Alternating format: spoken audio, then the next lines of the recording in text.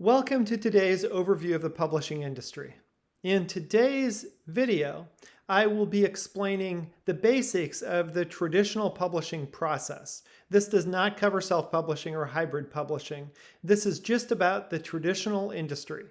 And I'll go down two paths, nonfiction and fiction. So I'll explain in this video today a little bit about the two genres, about the people who can help you along the path in both, and then what the process looks like to get your book published. Let's go.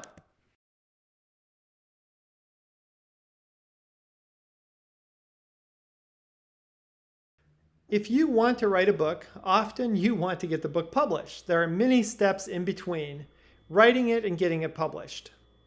First, of course, you pick what genre you're in. Are you writing a nonfiction business book, a book that explains to people about something or explains why something should happen?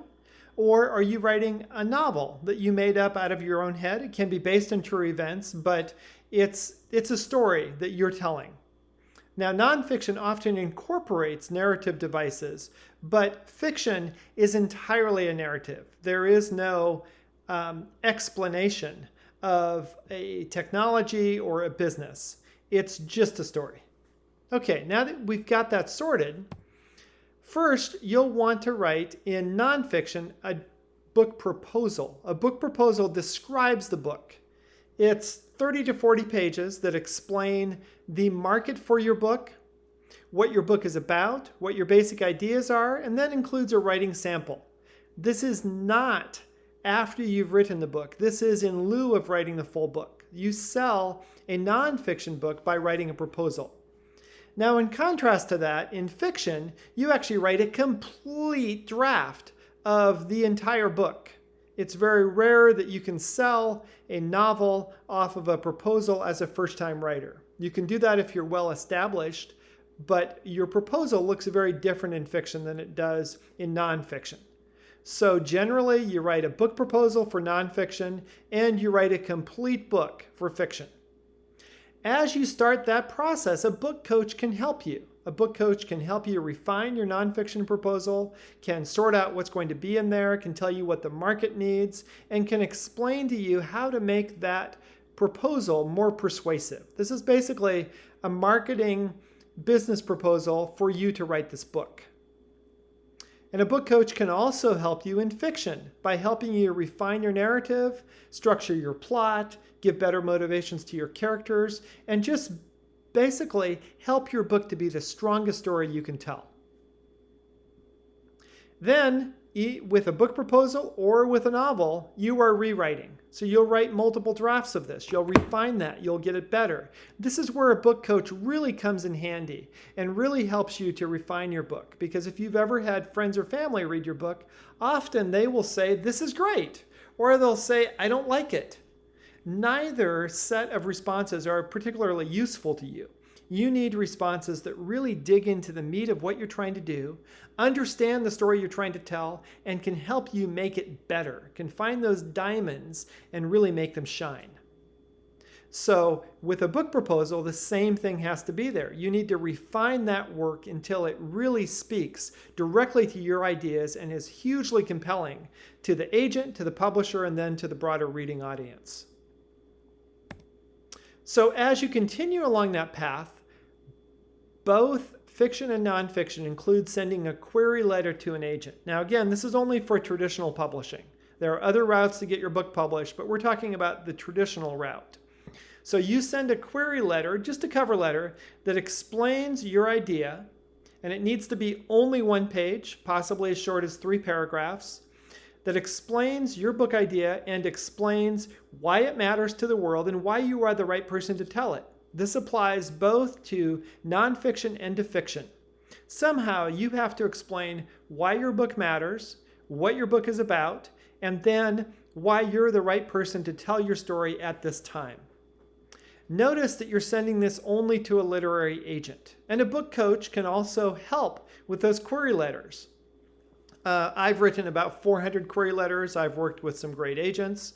Other book coaches don't do query letters. So you need to choose which book coaches you're going to work with and if you're going to get assistance with your query letters.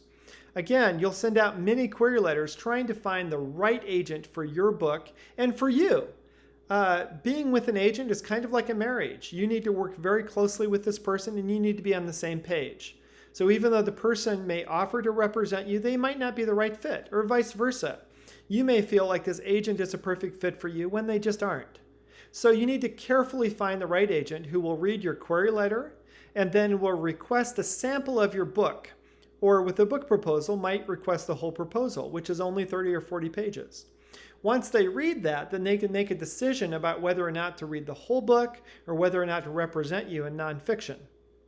And notice this red line here. Reputable Big Five publishers don't accept authors' self-submissions. You have to go through a literary agent if you're going in the traditional publishing route.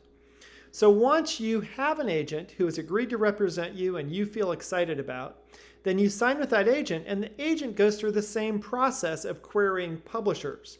They have a close relationship with many publisher representatives, many editors at publishers, and when an agent sends a book that they're representing, it receives a lot of interest because they have potentially worked with this publisher for many years. So once they query publishers, and you might be in the loop on some of those responses, the agent might share some responses with you, might not, depending on if the responses are valuable for you to see. If there are changes that need to be made to your book based on a publisher response, then an agent will probably tell you, this publisher felt this way, therefore I think you should change it up. But you might not get all the information because the agent's job also is to protect you from responses that are just not useful. You know, if a publisher says, no, I don't like that, how is that useful to you? But if a publisher says, I would like it more if you added this perspective, or if this character spoke to me in this way, then that's useful feedback that you can actually take to the bank and rewrite your book a little bit, or rewrite your proposal to target. So the blue parts here are actually the acquiring editor at the publisher. So the acquiring editor says, yes, I'm going to take your book and move it forward internally to get it published. So they actually go back to their whole group, their group of editors at the publisher, and they make a joint decision to publish your book. A single editor usually cannot make a decision without consulting with colleagues. So sometimes you'll run into this decision where the book is with an editor, they believe in it, but it's been rejected by the publisher. So an editor on their own being interested is one step, but when they actually acquire it, that's fantastic. So they acquire the book for publication, and then on the nonfiction side, you can choose to employ a ghostwriter. Now, one thing I should say is that with a book coach, you pay typically a flat fee or an ongoing retainer.